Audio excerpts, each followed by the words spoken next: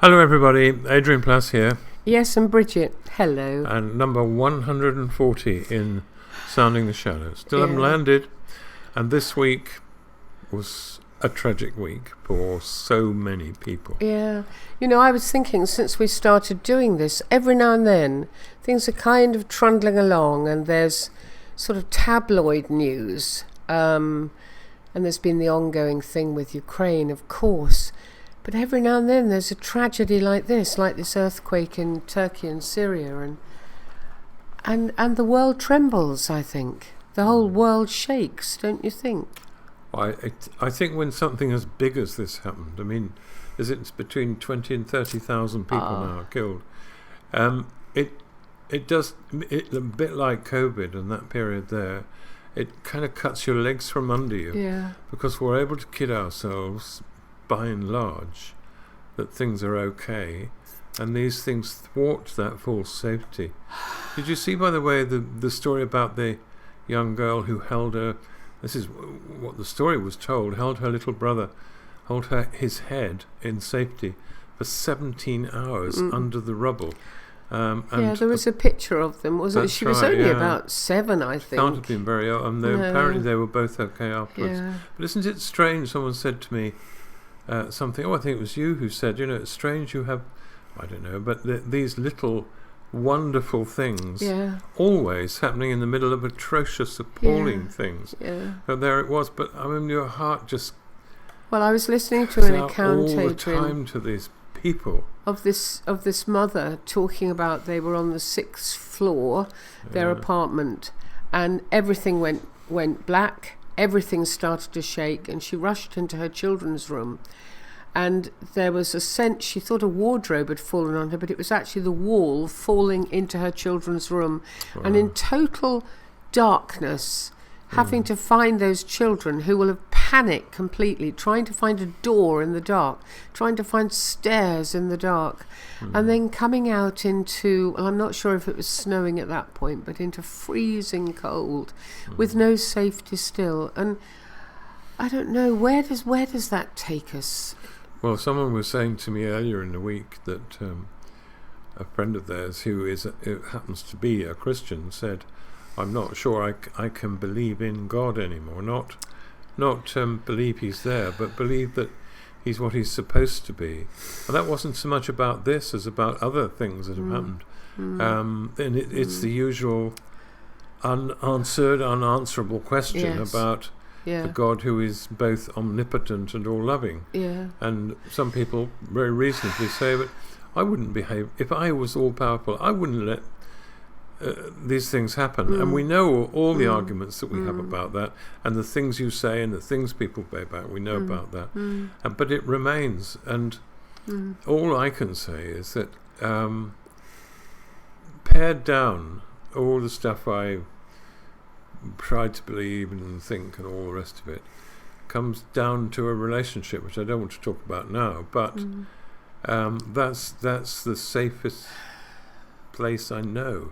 And I'm absolutely happy to face that terrible question. That doesn't trouble me, but it does hit people very, very hard. But and the other side of all that, and obviously it's easy for people to blame God, probably especially if they don't have any relationship at all with anything to do with any of it. But we are fragile creatures on a world that we assume, because we have pavements and shops and shopping malls and KFCs and all the other things, and cinemas and swimming pools, that the earth belongs to us. And actually it always was volatile. It is a most extraordinary thing, isn't it? And maybe we have to go back to thinking some of the questions, Do we build houses in the best places? Do people really care? Do you remember when we were in Bangladesh and we visited a slum that had been appallingly built by people who didn't care? Yeah. And they were so fragile that when the floods came, the buildings just fell to bits. And that wasn't to do with God, that was to do with man, wasn't it? Yeah, absolutely. Making money out of the poorest of the poor. It was interesting recently for us, because I've got this electrically powered chair now, going around some of the streets locally and finding that the curbs weren't lowered, the paths were too rough. It was very difficult to travel. It takes away another bit of my inside belief that you can walk around okay. And I know that's nothing in comparison with what's happened, but it's interesting how that things like that can really get inside you. And meanwhile, we go on dealing with, because we are who we are, with issues that are so trivial to the point of utter absurdity. Yeah, I know what you're talking about, and you are going to tell everybody this isn't nothing to do with the big stuff that's happening. No, it is to do with what happens trivial. Within one's own home. Yeah, that's right. Right, come along then, Adrian. I was Begin at the talking beginning. the other day, last week, about my greatest hour when we moved and all was chaos. But this was just stupid, and we were in here in the sitting room where we are. Yeah. And suddenly one of us noticed blood on the floor. Little drops of blood. Yes. And the odd thing about these drops of blood was that even as we cleared them up, I got a wet cloth and I went round clearing up. As I went round, more collected. And you I went thought to it might door, be the dog who'd cut her foot, or something, but actually she was in an area that was totally it wasn't spotless. The dog. No, it wasn't the dog.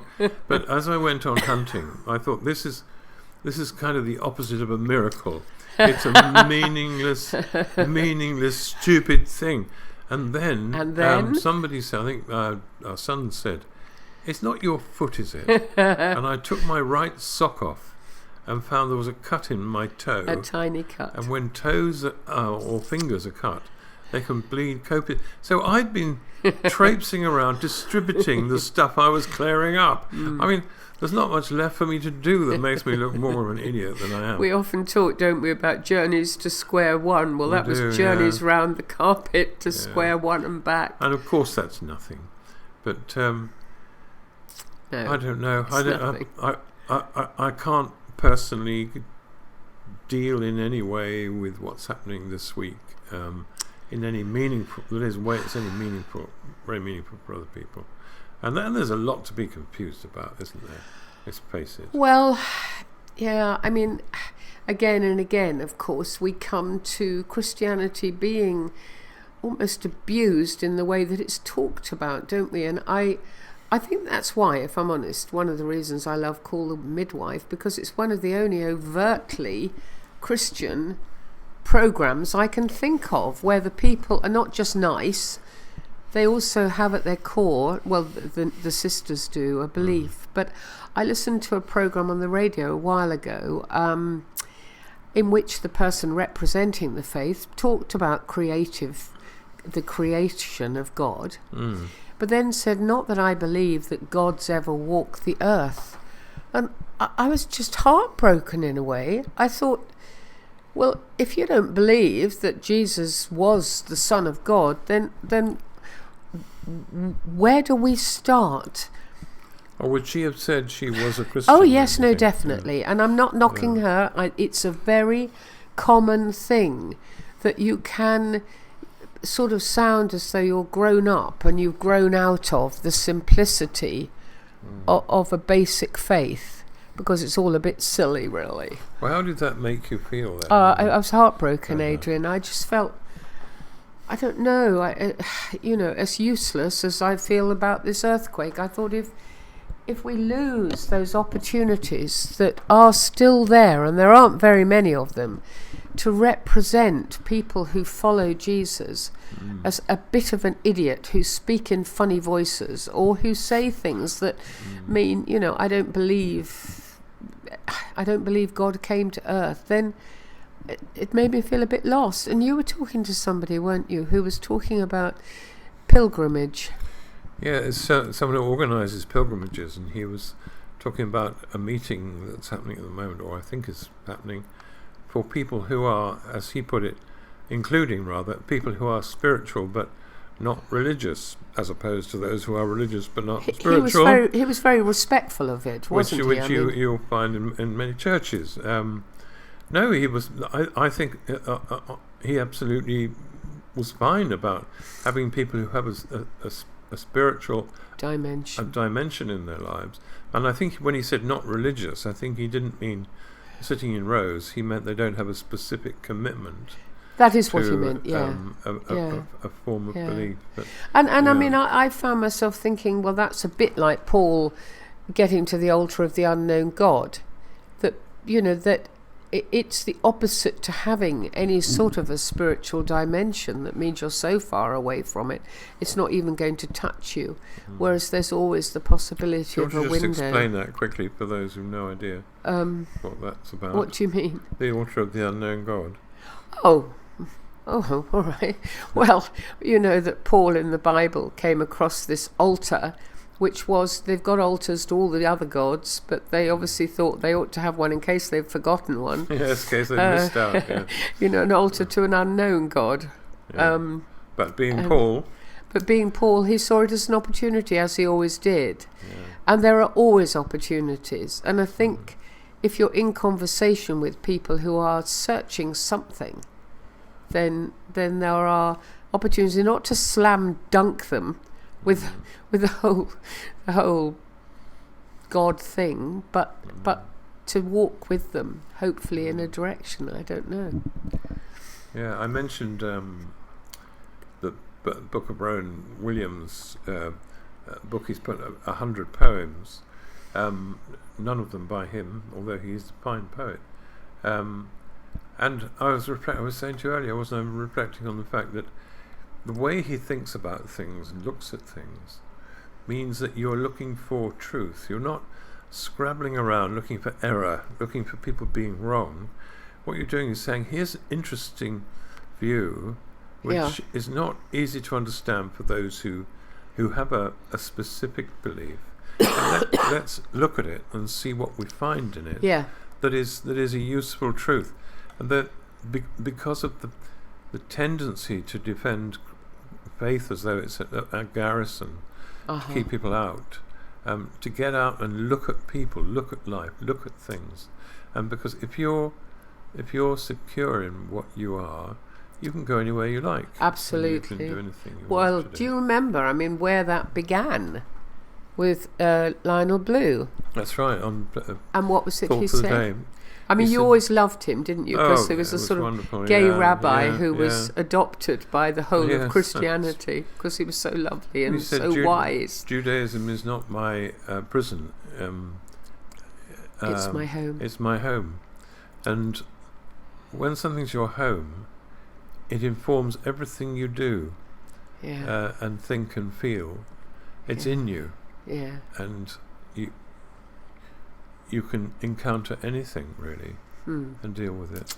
Yeah, you can invite people in without expecting that they will suddenly change, just as you can go somewhere else without fear that you will suddenly be changed. And I was thinking about a lot of just that second, Adrian, about all the community cafes where they're very open to people just being welcomed. They're not going to be suddenly preached at and dragged to church. They're going to be welcomed in to a sort of equivalent of home, if you like, and given the best.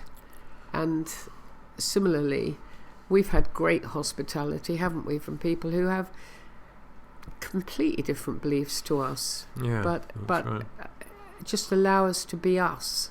One of the complications, of course, is, and we have it, in that we don't understand other faiths. We know bits about them. But some of the things people think about, for instance, the Christian faith, are so non-informed and strange to us anyway, For instance, the view of Jesus as being a kind of airy-fairy character who wafts around being nice to people, it really doesn't work. I think not helped by all the Renaissance paintings, which made him very tall, very thin, and as you say, very wafty, really, wafting about, yes, holding up his hand and, I don't know, swishing about might be the word, really. And I was very struck. I was reading Matthew 23 just the other day because I'm decided for once to try to go through the Bible in a year, and this happened to be my reading. How long I'll manage it, I don't know. And I was really struck, Adrian, how earthed he was. How earthed, you know. Yeah. I mean, when he's hurling insults, who is he hurling them at? People who have abused their position. That's what he can't stand. Yeah. I mean, I you know, just the very beginning of it, if I can find it quickly. Hang on a minute, I can't actually see it very well, so I don't think I'm going to be able to read it. But I mean, if you look at the beginning of 23, he says, you know, listen to them and do what they tell you, but don't do what they do, because they don't practice what they preach. They tie up heavenly loads and put them on men's shoulders, and they themselves, sorry, I really can't, are not willing to lift a finger to move them. I can't really see it well enough. Do have a look at it and allow. I found myself thinking, well, you know, do I want my Jesus to be quite as earthed as this? It was very strong stuff, you know. Really the bit strong you're talking stuff. About. He really lays into them. He does. And well, at least one of the things he says is quite vulgar to modern ears. Yes. If you were to translate it exactly as it's meant to be. Yes, absolutely. So he really, really goes for them. Yeah. But because he can't stand it, I think it's quite interesting. You know, we sort of say, oh, well, he was very angry in the temple and he was very angry with the Pharisees. But this anger isn't just a trivial thing. It's God speaking. God speaking, as he did all through the Old Testament, of people who take their position and use it to show off, to walk around, to look as though there's something they're not, and to hurt little people. It really hit me this week. I don't know what the information will how it will come out with the earthquake, but I suspect some things that come out will be about buildings that have been built too high, too fragile for the poorest of the poor. And of course now we're looking at the poorest of the poor again, and lots of other people as well, in a very unsafe situation. So, I mean, that kind of speaking out, which perhaps other people don't associate with Jesus himself, it does happen though, doesn't it? I mean, there are people who are really trying to do that. To do it, to actually do something. We were interested, weren't we, in something that was in the news this week about Justin Welby and his wife and Pope Francis and Ian Greenshields, the moderator of the Church of Scotland, who this actually... was their statement of what they were doing. Yeah, what did they say? They went as servants to South Sudan to amplify the cries of the South Sudanese people who continue to suffer from conflict, flooding and famine. There's been an incredible war going on forever, and thousands of people hurt, thousands of people destroyed through this. And for what? I suppose that's what we come back to. For what? You know, we both remember a young African saying that there's a saying in Africa, when the elephants fight, the grass gets trampled. That's right. And it's always like that. When big powers clash with their big fat swords, it's always the little people, isn't it, who suffer. And a lot of that begins with poverty. I was interested to read that some kind of survey found that people who joined up with extremist groups, it was more than 50% because of not being able to eat. Oh, really? Because of poverty of one sort or another. Yeah. So there was somewhere where if they joined, it would be all right. Yes. I know that the trip to South Sudan has been fraught with difficulties over a completely different issue, and which we can't talk about now. Went, didn't yes, they? They went. They went. They went to show Yeah. that they cared, and to say something about the importance of peace, and symbolised by the fact that here are three denominations. If you think of the Church of Scotland as its roots are in Presbyterianism, aren't they? And Catholicism, Church of England, who have fought, Scotland and England religiously. Catholicism, you've only got to think of Northern Ireland, different denominations used for war, and here they are symbolising something that could happen. It's interesting, really. It's very hard to be able to say where you would stand to make these trenchant comments. I mean, you could be on a TV programme, or you could, if you were a writer, I suppose you could write in newspapers. But the idea, the old sort of Old Testament, New Testament thing, that someone stands up in the marketplace, whatever that is, happens to be, and says, this is not right. Yes. This has to stop, whether it's in the church or out of the church. Well, I mean, I know Justin Welby has been accused of being too political. I heard Martin Lewis, our great knowledge, the person most knowledgeable about money in the universe, in the UK. You probably won't have heard of him if you live anywhere else, but he's the money man, isn't he? Yeah. He is so angry at the moment. He's so angry about decisions being made that are keeping people, because of the huge prices of gas and electricity, that are keeping people in poverty. I've never heard him so angry. And there is our phone. We're going to have to go because our phone's gone off. But I'm getting quite involved with that anyway. We'd love to hear any of your views on any of it. Hear what you think. And next time we'll make sure we turn our phone off. So God bless you. See you next week. Bye-bye.